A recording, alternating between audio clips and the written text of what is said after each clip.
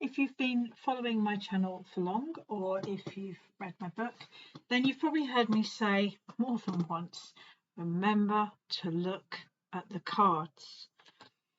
Two things can happen if we don't look at the cards. First of all, we can presume the cards are saying something and let our mind run away with us and see what we expect to see in the cards, whether that is for good or bad. I'm sure you've all done that with a social media post or an email or a letter. I have. There was an occasion, it was some time ago now, where I had posted something about the runes in a private group. And somebody who I knew disagreed with me on almost everything had written quite a lengthy comment on my post. I read it. I thought I understood it. I immediately messaged a friend and went, oh my God, have you seen what they've put on my post? Oh. And my friend messaged me back shortly afterwards and went, yeah, he's really nice. He's been really supportive, huh? And I was like, oh. And I went back and I read the message really carefully. And actually, although he was disagreeing with me, this chap, in several things, it was acknowledging our differences and being incredibly supportive. I'd seen what I expected to see, and we need to be really careful with tarot that we don't do the same thing.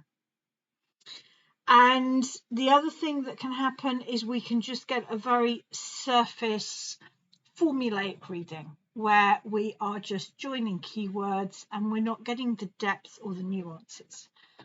So really looking at the cards, I think, is the most important part of actually reading the cards. Now, why I am in love with my Rider-Waite deck, this is my teaching cards, and then I have my smaller, more battered reading deck there, is the details that Pamela Coleman-Smith puts in, particularly in the minor arcana. Without doubt, the courts and the minors are my favourite cards. Now, I've long been fascinated by this bridge that links the two cards of joy and happiness. And to me, and I know I've done a short on this quite recently, it is a reminder that they're two sides of the same emotion. If you are going to feel happiness and joy, then at some point there will be sadness, even if it's the ending of an amazing holiday or the ending of a wonderful show, the loss of a loved one. To me, happiness and sadness, they walk hand in hand. And that's why I feel this iconic bridge is on these two cards. And then I was studying the Two of Wands, and it's a tiny detail. I'm not 100% convinced it's the same bridge, but to me there is enough similarity to suggest that it is. And I'd never noticed it before. I can't tell you how many hours I've read with the Rider-Waite cards, how many times I've looked at the cards. I had never noticed this detail. So to me, the Two of Wands, it represents being in a place of safety, having hopes for, looking at all the beautiful detail here, for a new venture or a new adventure. With the white lilies and the red roses, having a blueprint but not actually acting or manifesting in it. Great potential with the world in your hand, but with the wand that is bolted and the wand that is not grounded, standing behind this parapet, not quite feeling safe enough to make that bold choice yet. To me, the potential of the Two of Wands is shown by, we've got the water, we've got the blue mountain, which is often your highest potential, we have plowed fields, we have buildings, we have trees, and then like I say, I don't know whether it will come up enough on here. You might want to get your own Two of Wands and have a look at it, but just here there appears to be a bridge with 3 arches. I guess I'd always presumed they were trees, and they still could be trees.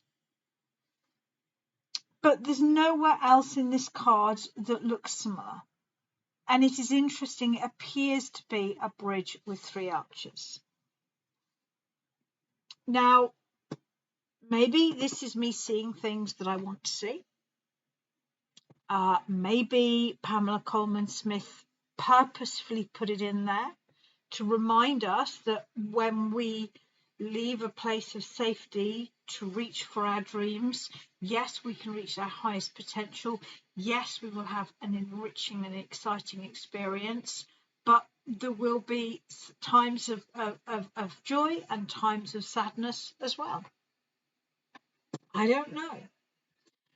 But I was I'm writing a tarot correspondence course at the moment. It is so delightful to deep dive, to have the excuse to deep dive into the cards again. I am loving it. And it was when I was really just sitting with this card, because when I first sat with the cards, I didn't have this big deck. This is something I've got over the years. And so as I'm writing new material for the correspondence course, I am sitting with the cards once again, but this time with my big deck. And I guess I want to say to you, whether this is your first week of tarot or your 70th year of tarot, how lucky we are to have such a depth of amazing images and meanings that we can look at tarot and learn tarot over and over again and fall deeper and deeper into this amazing tool.